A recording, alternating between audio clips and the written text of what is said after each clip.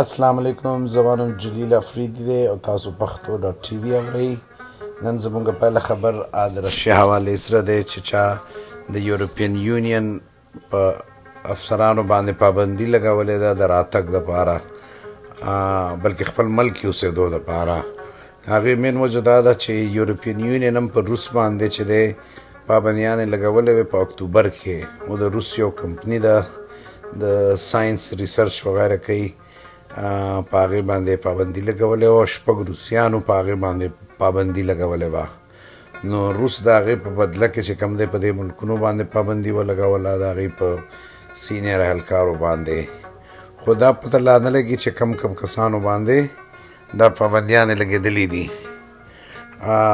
خو د روس تعلقات چې کوم دی هغه د یورپین یونین سره ورځ په ورځ باندې خرابېږي لګیا دي. زموږ دویم خبر چې دی د اسرائیل حوالې سره دی چې د اسرائیل سینیر اهلکار چې دي افسران یې هغه مراکو ته تللي دي د هغه ځای د بادشاه سره ملاوېدلو دپاره. اسرائیل او مراکو هم د یو بل سره تعلقات بحال کړ، او د اسرائیل چې کوم یو سینیر افسر دی هغه هلته تللی دی او د بادشاه سره ملاویږي، د مراکو د بادشاه سره. او د هغه چې کوم دی د هغه کوم اسرائیلي افسر چې تللی دی هغه د نیشنل سیکیورټي اډوایزر هم دی، د هغې نوم می بي شبات دی.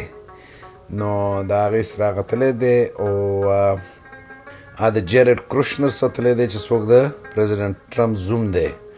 او خلک وایي چې دا ټوله د اسرائیل لوبه د مسلمانان ملکونو سره چې کوم جوړیږي دی کې د جیرډ کروشنر ډېر غټ لاس دی. زموږ مخکینی خبر چې دی هغه د فایزر حوالې سره دی، بایو ان ټیک فایزر چې چا د کرونا حوالې سره دوایي جوړه کړې ده. نو هغه دوایي چې دا په یورپ کې اوس منظوره شوله، او هغه ټول چې کوم قانوني لوازمات یې ورته پوره کړل. نو اوس د دې کال ختمېدو نه مخکې به دا دوایي هلته سټارټ شي. په یورپ کې تقریبا 50 کروړه کسان دي چې چاته دا دوایي به په کار وي. او په یورپ کې تاسو به خبر وئ چې کرونا ډېره زیاته روانه ده او ډېر زیات خلک ورسره چې دي هغه ورسره متاثره شوي دي. زموږ مخکینی خبر چې کوم دی هغه د افغانستان حوالې سره دی چې هلته یو ځلې بیا یو ډېر مشر صحافي چې کوم دی رحمت الله نیکزاد غریب په حق هغه چا ووجلو په غزني کې. او دا تقریبا 4م صحافي دی چې په دې 2 میاشتو کې په افغانستان کې ووجلو. او رحمت الله نیکزاد چې دی هغې به د الجزیره دپاره هم کار کولو. او د صحافي برادرۍ چې کوم دی هغه یو مشر کارکونو د ډېر وختونه په صحافت کې. او د افغانستان چې څونه جرنالستان دي هغې په ډېر خفګان ظاهر کړی دی. مونږ هم د پښتو ډاټ ټي وي د طرفه د هغې د خونې سره د خپل زړه نه ورته دعا کوو چې خدای یې وبخه.